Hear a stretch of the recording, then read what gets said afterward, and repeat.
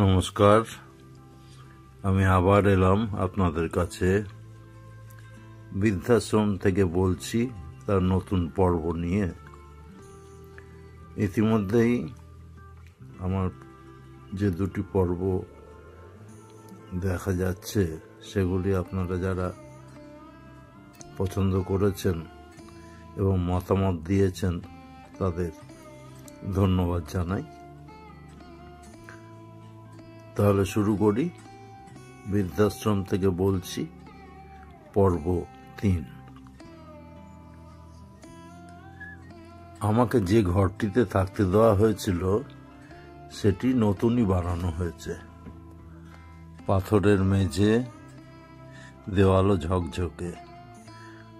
Bathroom বা ওয়াশরুমটাও বেশ আধুনিক, তবে ঘরটি বেশ ছোট। নড়াচড়ার বিশেষ জায়গা ছিল না। বিছানার পাশে একটি জানালা, ঘরটিতে আরও একটি জানলা ছিল, সেটিকে রাতারাতি দেওয়াল তুলে বন্ধ করে দেওয়া হয়েছে। কেন বন্ধ করে দেওয়া হলো সেটা পরে বলছি। আগেই বলেছি এখানকার খাওয়া দাওয়া বেশ ঘরোয়া এবং মুখরোচক। বহু বছর বাদে সেদিন হিঞ্চে শাকের বড়া খেলাম এখানে। এছাড়া মাঝে মাঝেই শাক ভাজা, মুড়ি ঘন্ট ইত্যাদি বাংলা হেসেলের হারিয়ে যাওয়া পদ পরিবেশিত হতো।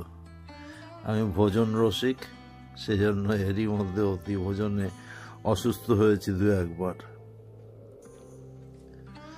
গতকাল আমাদের আসামের দোতলার এক আবাসিক মহিলা রাতে কোনো এক সময় বাথরুমে পড়ে গিয়ে সারা রাত সেখানেই পড়েছিলেন। সকালে চা দিতে গিয়ে তাকে ওই অবস্থায় দেখে উদ্ধার করে অ্যাম্বুলেন্সে করে নিয়ে গিয়ে বিদ্যাসাগর হাসপাতালে ভর্তি করানো হয়। খবরটা শুনে আমার ভীষণ ভয় করতে লাগলো। যাই হোক, আর একটা ঘটনার কথা না বললেই নয়। সেদিন সান্ধ্য ভ্রমণে বেরিয়েছি। হঠাৎ পাশের বাড়ির মুখ চেনা এক বৃদ্ধ আমাকে হাতছানি দিয়ে ডাকলেন। আমি বললাম, চা খেতে যাচ্ছি, ফেরার পথে আসছি। উনি বললেন, চা আমার বাড়িতেই খাবেন, চলুন না। এই বলে তিনি আমাকে হাত ধরে টেনে নিয়ে গেলেন তাঁর বাড়িতে। 6 কাঠার উপর বিশাল বাড়ি, বাগান ইত্যাদি।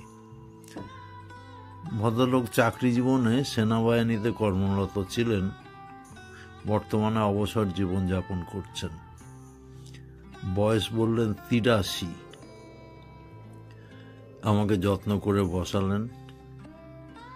আমি ঘরের চতুর্দিকে একবার চোখ বুলিয়ে নিলাম।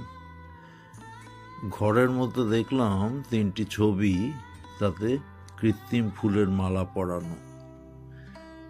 একজন যুবতী, একজন যুবক ও একজন মধ্যবয়স্ক মহিলার ছবি।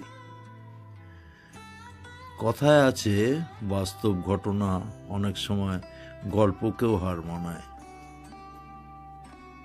আমি জিজ্ঞাসা করলাম, এরা কারা? উনি বললেন, এটি আমার মেয়ে।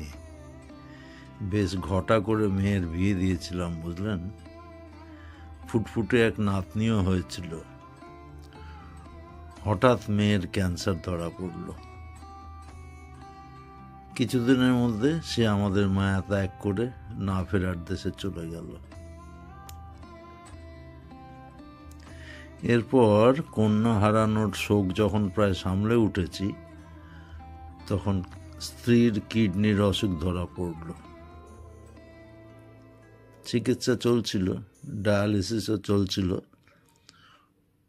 হঠাৎ তিনিও আমাকে একা রেখে চলে গেলেন। পড়ে রইলাম আমিও ও আমার বিবাহিত ছেলে। এদিকে আমার বৌমা ঘোষণা করলেন তার মা বাবাকেও তার কাছে এনে রাখতে হবে। স্বভাবতই আমার ছেলে রাজি হলো না।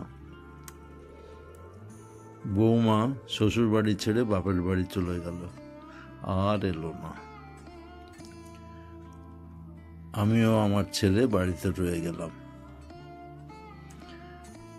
এরপর ঠিক 8 বছর আগে ছেলে রোজগার মতো প্রাতঃভ্রমণে বেরিয়েছিল সকাল 7টায়।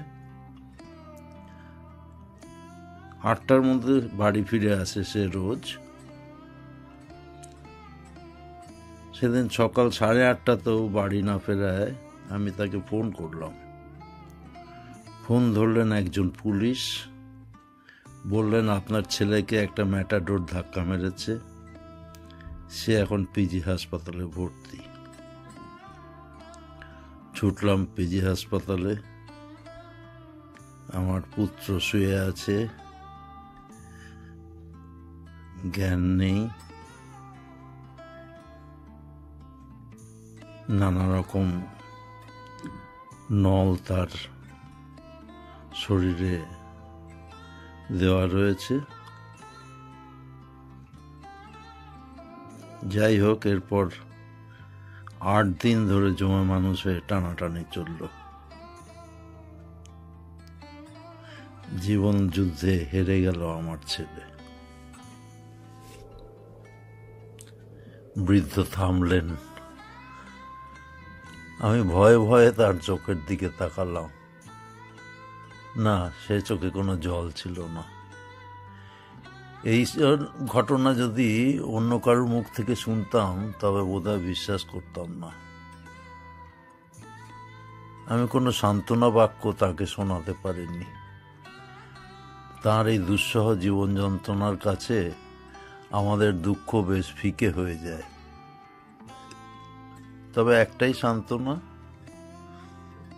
তার নাতনি মাঝে মাঝে দাদুর খবর নিয়ে যান। তার ওষুধ লাগবে কিনা, তার অন্য কোনো অসুবিধা হচ্ছে কিনা, এগুলি জেনে অবস্থা বুঝে নানা রকম সাহায্য করে থাকেন।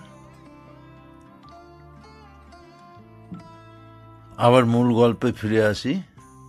আমি যে ঘরটায় ছিলাম সেখানে আমার আগে এক বৃদ্ধ থাকতেন। কিছুদিন সেখানে থেকেই তিনি তার তল্পিতল্পা গুটিয়ে চলে যান। হঠাৎ কেন চলে গেলেন সেই বৃদ্ধ? আমার মনে এক সন্দেহ জাগল। আমাকে জানতেই হবে এর কারণ। খোঁজ নেওয়া শুরু করলাম।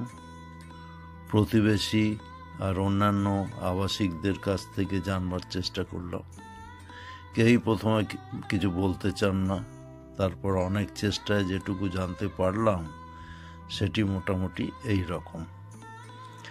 কিছুদিন থাকার পর ওই বৃদ্ধ এক অদ্ভুত গন্ধ পেতে শুরু করলেন। আবাসনের মালিককে জিজ্ঞাসা করলে তিনি হেসে উড়িয়ে দেন। তারপর একদিন মাঝরাতে ওই বৃদ্ধের ঘুম ভেঙে যায়। তিনি ঘরের দ্বিতীয় জানলার দিকে তাকিয়ে অদ্ভুত একটি অতিপ্রাকৃত কিছু দেখতে পান। ভয়ে তিনি চিৎকার করে ওঠেন, কিন্তু অত রাতে কেউ তার সাহায্যে এগিয়ে আসেন না। কোনো রকমের রাতটুকু কাটিয়ে তিনি মালিকের জন্য অপেক্ষা করতে থাকেন। মালিক এলে তিনি রাতের অভিজ্ঞতা তাকে বলেন। মালিক বললেন, ও আপনার চোখের ভুল, তবুও আমি আপনাকে আশ্বস্ত করতে আজই জানলাটা পাকাপাকি বন্ধ করে দিচ্ছি। সেদিনই মিস্ত্রি ডেকে জানলার ওখানে পাঁচিল তুলে দেওয়া হলো। কিন্তু ওই বৃদ্ধকে আর আটকিয়ে রাখা গেল না। সেদিনই সন্ধ্যায় তার মেয়ে এসে বাবাকে নিয়ে যান। সমস্ত ঘটনা জানার পর আমার মধ্যে এক শীর্ষানি ভয় জন্ম নিল। জানলায় কি দেখলেন ওই ভদ্রলোক? কি রহস্য লুকিয়ে আছে সেখানে, সেটা একমাত্র জানা যায় সেই বৃদ্ধকে পেলে। কিন্তু কিভাবে খুঁজে পাবো তাকে? আমাকে তো জানতেই হবে কি আছে ওই অতিশয় সপ্ত ঘরে। কিভাবে পাই তার ঠিকানা? নানান সূত্র থেকে আমি খোঁজা শুরু করলাম এক অজানা অচেনা মানুষের ঠিকানা। বৃদ্ধাশ্রম থেকে পর্ব 3 এখানেই শেষ করলাম। আবারও আপনাদের অনুরোধ, পর্বটি আপনাদের কেমন লাগলো সেটি কমেন্টে জানাবেন। লাইক, শেয়ার এবং সাবস্ক্রাইব করে আমাকে উৎসাহিত করবেন। কিছুদিনের মধ্যেই 4র্থ পর্ব নিয়ে আমি আবার আপনাদের কাছে হাজির হব। এবার বিদায় নিচ্ছি।